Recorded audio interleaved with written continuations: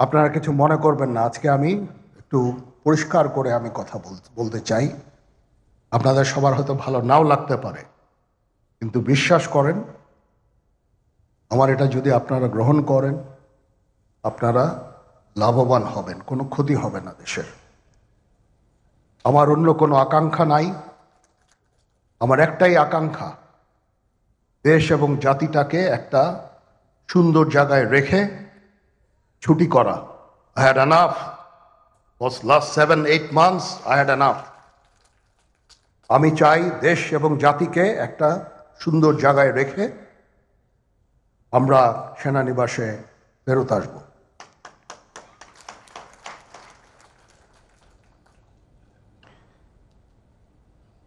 আরেকটা জরুরি বিষয় যেটা আমি ভাবলাম যে আপনাদের সাথে আমি শেয়ার করি। দেশের এই আইন শৃঙ্খলা পরিস্থিতি খারাপের পিছনে কিছু কারণ আছে। প্রথম কারণটা হচ্ছে যে আমরা নিজেরা হানাহানির মধ্যে ব্যস্ত, একজন আরেকজনের বিরুদ্ধে বিষোদ্গারে ব্যস্ত। এটা একটা চমৎকার সুযোগ অপরাধীদের জন্য। যেহেতু আমরা একটা অরাজক পরিস্থিতির মধ্যে বিরাজ করছি, তারা খুব ভালোভাবেই জানে যে এই সময়ে যদি এই সমস্ত অপরাধ করা যায় তাহলে এখান থেকে পরিত্রাণ পাওয়া সম্ভব। সেই কারণে এই অপরাধগুলো হচ্ছে। আমরা যদি সংগঠিত থাকি, একত্রিত থাকি, তাহলে অবশ্যই এটা সম্মিলিতভাবে মোকাবেলা করা সম্ভব হবে। Police, RAB, BGB, DGFI, NSI এগুলো দেশের জন্য অত্যন্ত গুরুত্বপূর্ণ কাজ করেছে অতীতে। খারাপ কাজের সাথে অসংখ্য ভালো কাজ করেছে।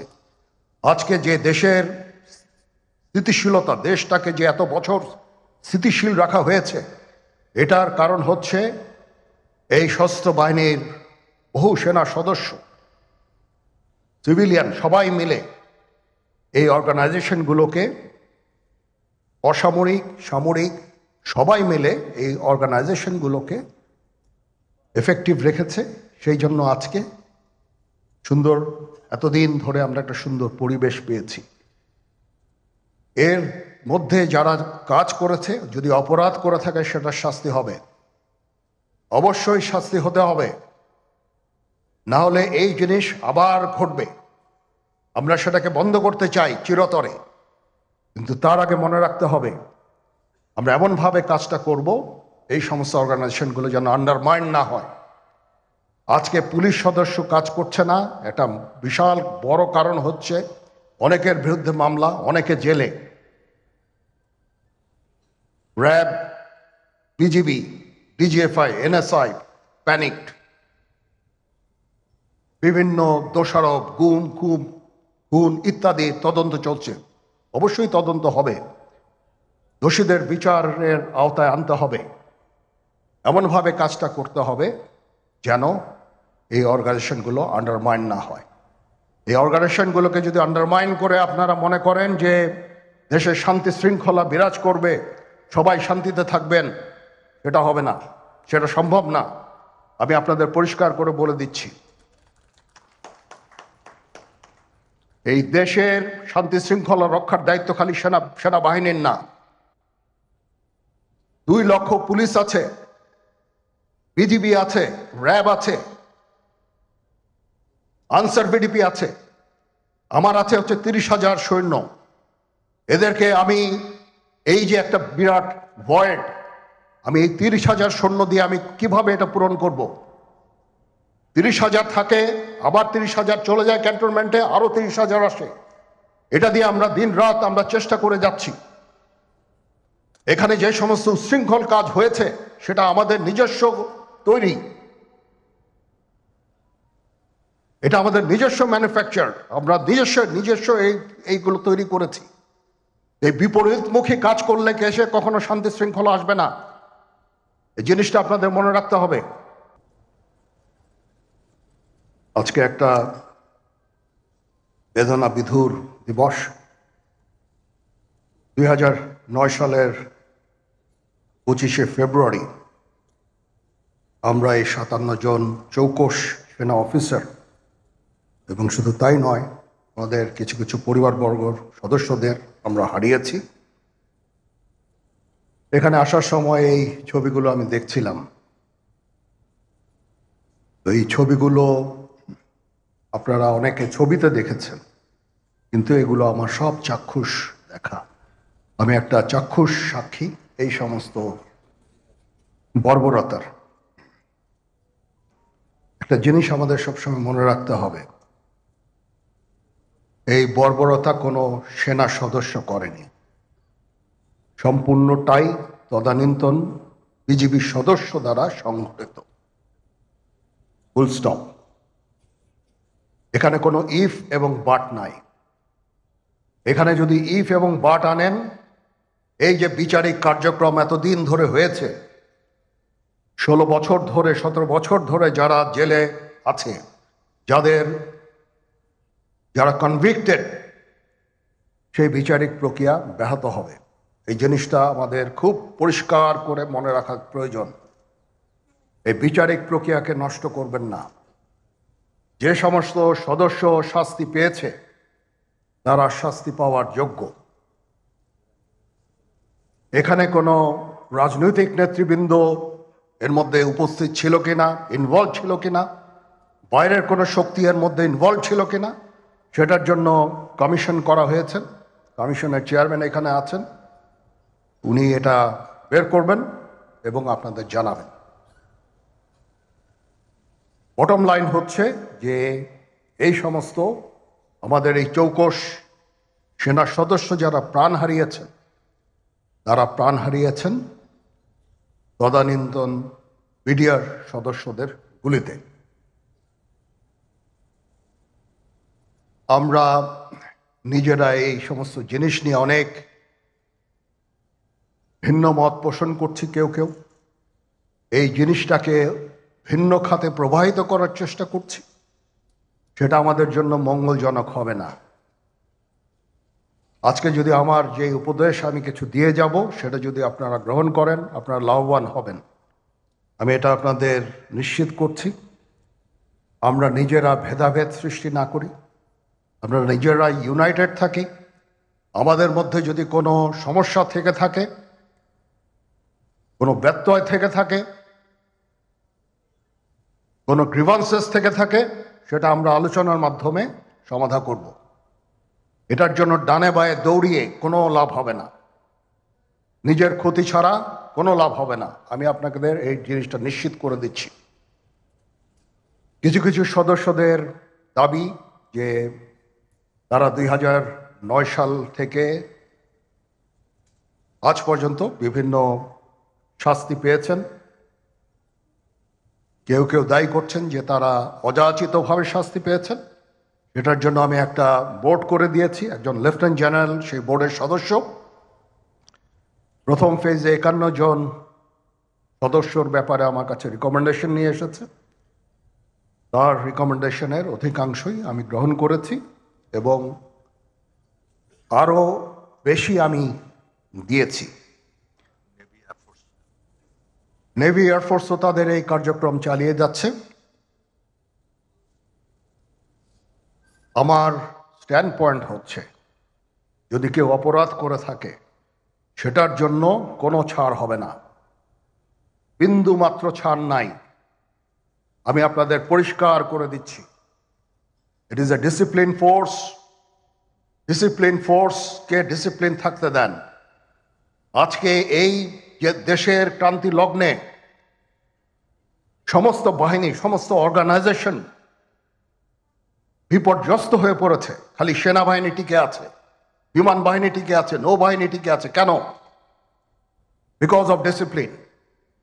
তারপরেও আমি আমার অফিসারকে আদেশ দিয়েছি, যদি সামান্যতম কোনো সন্দেহের অবকাশ থাকে, কোনো কার বিরুদ্ধে যেই অ্যাকশন নেওয়া হয়েছে, অপরাধী কিনা যদি সামান্য কোনো সন্দেহের অবকাশ থাকে, সেটা তাদের ফেভারে যাবে। এটা হচ্ছে আমার ঢালাও নির্দেশ। সেই হিসাবে বিভিন্ন প্রস্তাব আমার কাছে এসেছে। কোনো কোনো প্রস্তাবে আমি আরও আমার নিজে থেকে যোগ করে আরও বেশি আমি দিয়েছি। এভাবে পর্যায়ক্রমে অফিসাররা অ্যাপিয়ার করবে, আসবে, এবং তাদের এই জিনিসগুলো আমরা দেখব। দেখে যদি মনে হয় যে তাদেরকে করার অবকাশ আছে কিছু, অবশ্যই আমরা করব। এটা ন্যায় নীতিতে আমরা প্রতিষ্ঠিত থাকব ইনশাআল্লাহ। আপনারা কিছু মনে করবেন না, আজকে আমি একটু পরিষ্কার করে আমি কথা বলতে চাই। আপনাদের সবার হয়তো ভালো নাও লাগতে পারে, কিন্তু বিশ্বাস করেন, আমার এটা যদি আপনারা গ্রহণ করেন, আপনারা লাভবান হবেন, কোনো ক্ষতি হবে না দেশের। আমার অন্য কোনো আকাঙ্ক্ষা নাই। আমার একটাই আকাঙ্ক্ষা, দেশ এবং জাতিটাকে একটা সুন্দর জায়গায় রেখে ছুটি করা। I had enough. Was last 7-8 months I had enough. আমি চাই দেশ এবং জাতিকে একটা সুন্দর জায়গায় রেখে আমরা সেনানিবাসে ফেরত আসব।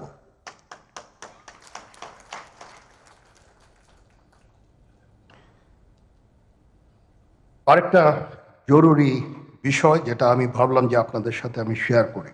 দেশের এই আইন শৃঙ্খলা পরিস্থিতি খারাপের পেছনে কিছু কারণ আছে। প্রথম কারণটা হচ্ছে যে আমরা নিজেরা হানাহানির মধ্যে ব্যস্ত, একজন আরেকজনের বিরুদ্ধে বিষোদ্গারে ব্যস্ত। এটা একটা চমৎকার সুযোগ অপরাধীদের জন্য। যেহেতু আমরা একটা অরাজক পরিস্থিতির মধ্যে বিরাজ করছি, তারা খুব ভালোভাবেই জানে যে এই সময়ে যদি এই সমস্ত অপরাধ করা যায় তাহলে এখান থেকে পরিত্রাণ পাওয়া সম্ভব। সেই কারণে এই অপরাধগুলো হচ্ছে। আমরা যদি সংগঠিত থাকি, একত্রিত থাকি, তাহলে অবশ্যই এটা সম্মিলিতভাবে মোকাবেলা করা সম্ভব হবে। Police, RAB, BGB, DGFI, NSI এগুলো দেশের জন্য অত্যন্ত গুরুত্বপূর্ণ কাজ করেছে অতীতে। খারাপ কাজের সাথে অসংখ্য ভালো কাজ করেছে। আজকে যে দেশের স্থিতিশীলতা, দেশটাকে যে এত বছর স্থিতিশীল রাখা হয়েছে, এটার কারণ হচ্ছে এই সশস্ত্র বাহিনীর বহু সেনা সদস্য, সিভিলিয়ান সবাই মিলে এই অর্গানাইজেশনগুলোকে, অসামরিক, সামরিক সবাই মিলে এই অর্গানাইজেশনগুলোকে এফেক্টিভ রেখেছে। সেই জন্য আজকে সুন্দর, এতদিন ধরে আমরা একটা সুন্দর পরিবেশ পেয়েছি।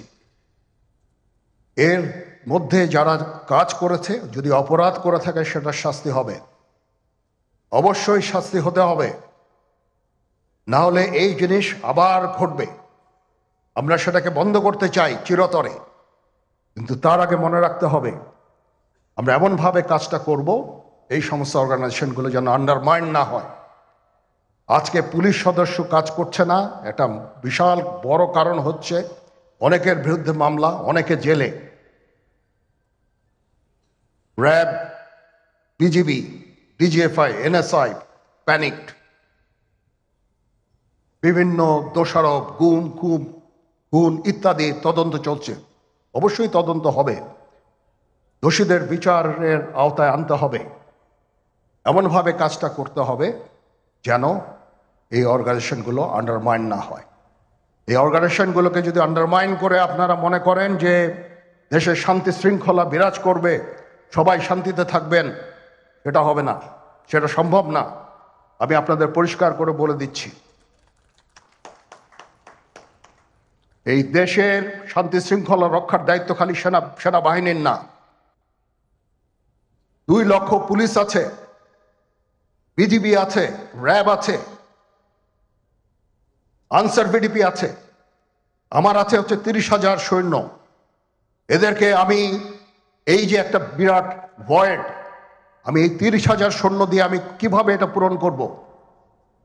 30,000 থাকে, আবার 30,000 চলে যায় ক্যান্টনমেন্টে, আরো 30,000 আসে। এটা দিয়ে আমরা দিন রাত আমরা চেষ্টা করে যাচ্ছি। এখানে যে সমস্ত উচ্ছৃঙ্খল কাজ হয়েছে সেটা আমাদের নিজস্ব তৈরি,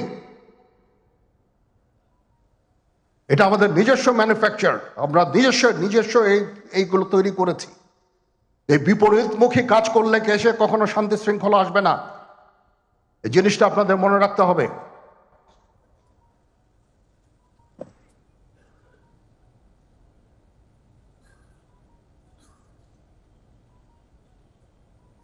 তদন্ত কমিশন হচ্ছে আবার আরেকটা, আমাদের সর্বদা আমরা চেষ্টা করব তদন্ত কমিশনকে সহায়তা করতে। যে ধরনের সাহায্য সহযোগিতার প্রয়োজন হয় আমরা করব। আমরা দেশে একটা ফ্রি ফেয়ার অ্যান্ড ইনক্লুসিভ একটা ইলেকশনের জন্য দিকে ধাবিত হচ্ছে, এবং তার আগে যে সমস্ত সংস্কার করা প্রয়োজন অবশ্যই সরকার সেদিকে খেয়াল করবেন। আমি যতবারই ডক্টর ইউনূসের সাথে কথা বলেছি, he completely agrees with me. There should be free, fair and inclusive election, and that election should be within December or close to that, যেটা আমি এর প্রথমেই বলেছিলাম যে 18 মাসের মধ্যে একটা ইলেকশন। আমার মনে হয় যে সরকার সেদিকেই ধাবিত হচ্ছে। ডক্টর ইউনূস যথাসাধ্য চেষ্টা করে যাচ্ছেন এই দেশটাকে ইউনাইটেড রাখতে, কাজ করে যাচ্ছেন উনি। ওনাকে আমাদের সাহায্য করতে হবে, উনি যেন সফল হতে পারেন সেদিকে আমরা সবাই চেষ্টা করব। আমরা একসাথে ইনশাল্লাহ কাজ করে যাব। আজকে রাওয়ার চেয়ারম্যান মহোদয় আমাকে এখানে দাওয়াত দিয়েছেন। উনি চেয়ারম্যান হওয়ার পরে এটা দ্বিতীয়বার আমি এসেছি। ওনার কাছে আমি কৃতজ্ঞ যে উনি আমাদেরকে আলাদাভাবে, বা রাওয়া আমাদেরকে আলাদাভাবে দেখছে না। সার্ভিং অ্যান্ড রিটায়ার্ড, আমি তো বলেছি প্রথমেই যে there should be any difference. আমি সেনা প্রধান হিসাবে সার্ভিংদের প্রতি আমার যেই দায়িত্ব, রিটায়ার্ডদের প্রতি এই দায়িত্বের একই দায়িত্ব, সামান্যতম কম বেশি না। সেই চেষ্টা আমি করে যাচ্ছি আমাদের লিমিটেড রিসোর্সের মধ্যে। আমরা হেলথ কেয়ারের উপরে বেশ কিছু কাজ করছি, নিজস্ব কিছু মেডিকেল হসপিটাল করার চেষ্টা করছি, ক্লিনিক করার চেষ্টা করছি, এবং আপনারা আস্তে আস্তে এগুলোর ফল ইনশাল্লাহ পাবেন। আসেন আমরা নিজেদের মধ্যে মারামারি কাটাকাটি না করে আমরা উই ইউনাইট আওয়ারসেলভস, দেশ জাতি যেন একসাথে থাকতে পারি সেদিকে আমাদের কাজ করতে হবে। আমাদের মধ্যে মতের বিরোধ থাকতে পারে, চিন্তা চেতনার বিরোধ থাকতে পারে, কিন্তু দিন শেষে যেন আমরা সবাই দেশ এবং জাতির দিকে খেয়াল করে আমরা যেন এক থাকতে পারি। তাহলে এই দেশটা উন্নত হবে, এই দেশটা সঠিক পথে পরিচালিত হবে। না হলে আমরা আরো সমস্যার মধ্যে পড়তে যাব। বিশ্বাস করেন, we don't want to head, ওইদিকে আমরা যেতে চাই না। আমি আপনাদের সতর্ক করে দিচ্ছি, পরে বলবেন যে আমি সতর্ক করিনি, আমি আপনাদের সতর্ক করে দিচ্ছি। আপনারা যদি নিজেদের মধ্যে ভেদাভেদ ভুলে একসাথে কাজ না করতে পারেন, নিজেরা যদি কাদা ছোড়াছুড়ি করেন, মারামারি কাটাকাটি করেন, এই দেশ এবং জাতির স্বাধীনতা সার্বভৌমত্ব বিপন্ন হবে। আমি আজকে বলে দিলাম, নাইলে আপনারা বলবেন যে আমি আপনাদের সতর্ক করিনি। আমি সতর্ক করে দিচ্ছি আপনাদের। এই দেশ আমাদের সবার, আমরা সবাই সুখে শান্তিতে থাকতে চাই। আমরা চাই না হানাহানি, কাটাকাটি, মারামারি। সেই উদ্দেশ্যে আমি কাজ করে যাচ্ছি, আমরা কাজ করে যাচ্ছি। আমাদের সেনাবাহিনীর প্রতি আক্রমণ করেন না। একটা কমন জিনিস আমি দেখতে পাচ্ছি, সেনাবাহিনী এবং সেনা প্রধানের প্রতি বিদ্বেষ কারো কারো, কি কারণে আজ পর্যন্ত আমি এটা খুঁজে পাইনি। আমরা হচ্ছে একমাত্র ফোর্স যেটা আপনাদের জন্য কাজ করে যাচ্ছি, দাঁড়িয়ে আছি প্ল্যাটফর্মে। Of course navy and air force, navy chief আবার মন খারাপ করে করছে, navy air force all, we all. আমাদেরকে সাহায্য করেন, আমাদেরকে আক্রমণ করেন না, আমাদেরকে অনুপ্রাণিত করেন, আমাদেরকে উপদেশ দেন। কোনো একটা সমস্যা হয়ে গেলে আমি যেন নুরুদ্দিন স্যারের স্বর্ণপন্ন হই এবং উনি আমাকে উপদেশ দেন, সিনিয়র জেনারেলরা আমাকে উপদেশ দেন, আমি সবার কাছে স্বর্ণপন্ন হই। আমাদের প্রতি আক্রমণ করেন না, উপদেশ দেন। আমরা অবশ্যই ভালো উপদেশ গ্রহণ করব। আমরা একসাথে থাকতে চাই এবং দেশ এবং জাতিকে এগিয়ে নিয়ে যেতে চাই। সবাই ভালো থাকবেন। কর্নেল হকের প্রতি আন্তরিক কৃতজ্ঞতা। উনি আমাকে সুযোগ করে দিয়েছেন আজকে এখানে আপনাদের সাথে এসে কথা বলার জন্য। একটু মন খুলেই কথা বললাম। এতদিন যে কথা মনের মধ্যে ছিল সবসময় প্রকাশ করতে পারি না, প্রকাশ করাও যায় না। আজকে প্রকাশ করে ফেললাম। আমি জানি না এখানে অনেক মিডিয়া আছে, মিডিয়া না থাকলেই মনে হয় ভালো হতো। সবার সামনে আমি আমার মনের কথাটা প্রকাশ করে ফেললাম। কাউকে যদি দুঃখ দিয়ে থাকি আমাকে ক্ষমা করবেন। চলেন, আসেন আমরা একসাথে কাজ করি, দেশ এবং জাতিকে একটা সুন্দর জায়গায় নিয়ে যাই। এখানেই আমাদের ছেলেমেয়েরা বাস করবে। তাদের জন্য এমন কোনো স্থান আমরা রেখে না যাই যেখানে হানাহানি, কাটাকাটি, মারামারি হবে। আমাদের পরবর্তী প্রজন্ম এই দেশে তাহলে থাকতে পারবে না। সবাই ভালো থাকবেন। আল্লাহ হাফেজ।